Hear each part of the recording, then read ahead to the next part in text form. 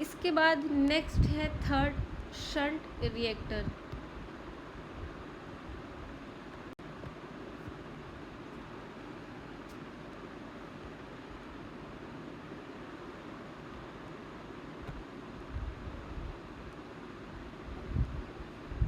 इसके बाद थर्ड है shunt reactor.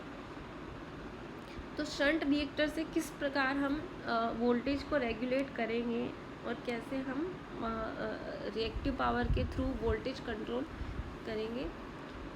The shunt reactor is an inductive current element which is connected between the line and neutral. Shunt जो reactor है वो एक प्रकार का इंडक्टिव करंट एलिमेंट है। रिएक्टर हमने पढ़ा है, तो रिएक्टर के बारे में जानते हैं हम कि इंडक्टिव करंट एलिमेंट होता है। शंट का मतलब इसको पैरेलल में कनेक्ट किया हुआ है।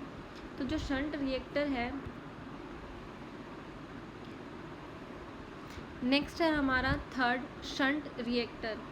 तो शंट रिएक्टर से हम कैसे वोल्टेज को कंट्रोल करते हैं, रिएक्टिव पावर को कंट्रोल करके, वो हम देखते हैं। The shunt reactor is inductive current element which is connected between the line and neutral. Reactor हमने पहले से देखा है कि रिएक्टर क्या होता है, इंडक्टिव करंट एलिमेंट होता है। शंट का मतलब है कि हमने उसे पैरेलल में कनेक्ट किया है। तो शंट रिएक्टर एक इंडक्टिव करंट एलिमेंट है जो हमने किस किस के बीच कनेक्ट किया है, लाइन और न्यूट्रल टर्मिनल्स के बीच। The shunt reactor compensates the inductive current from the transmission line or underground cables.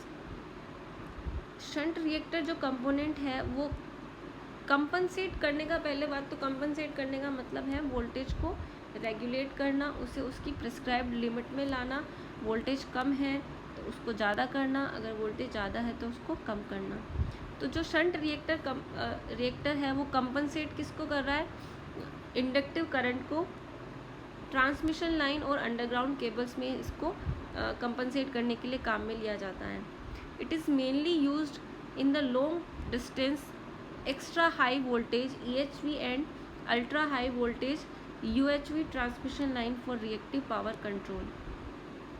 Shunt reactor को मेनली लॉन्ग डिस्टेंस EHV और UHV ट्रांसमिशन लाइन्स में रिएक्टिव पावर को कंट्रोल करने के लिए यूज़ किया जाता है।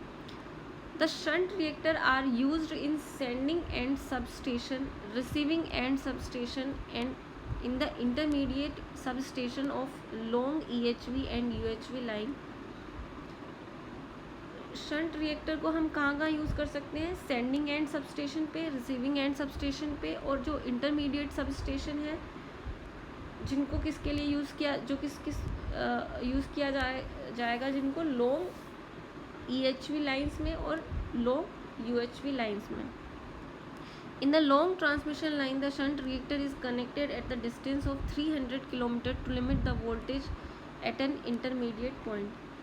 शंट रिएक्टर को कहाँ कनेक्ट किया जाता है, 300 किलोमीटर की डिस्टेंस में, ताकि हम इंटरमीडिएट पॉइंट पे वोल्टेज को लिमिट कर सकें, उसे उसकी प्रेस्क्राइब्ड रेंज में रख सकें। अब शंट रिएक्टर कैसे कंट्रोल करता है रिएक्टिव पावर को, तो इसको हमने पावर फैक्टर इम्प्रूवमेंट चैप्टर में देखा था कि किस तरह से कंपनसेट किया जाता है। मतलब अगर लैगिंग हो तो उसको कैसे लीडिंग साइड में लाया जाता है, रिएक्टिव पावर को कैसे कम और ज़्यादा किया जाता है, ये सब हमने वहाँ देखा था।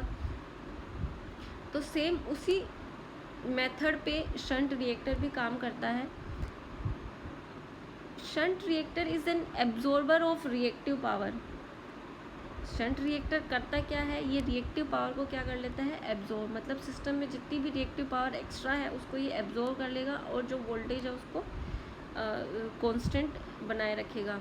दस increasing the energy efficiency of system, जिससे होगा क्या, सिस्टम की जो एफिशिएंसी है वो इंक्रीज़ होगी क्योंकि वोल्टेज क्या है, कांस्टेंट रेंज में रहेगा, कांस्टेंट रहेगा।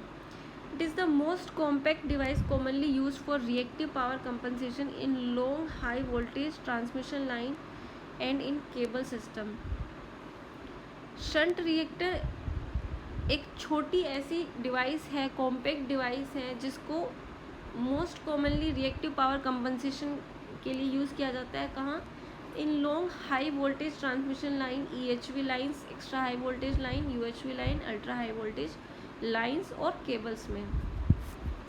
ठीक है, अभी किस तरह से करता है वो हमने अभी कंपनसेशन का देखा था कि रिएक्टिव पावर को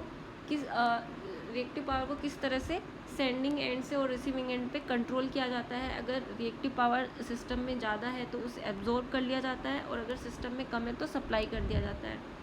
तो रिएक्टर एक इंडक्टिव कंपोनेंट है, तो ये सिस्टम में क्या करता है, रिएक्टिव पावर को एब्जॉर्ब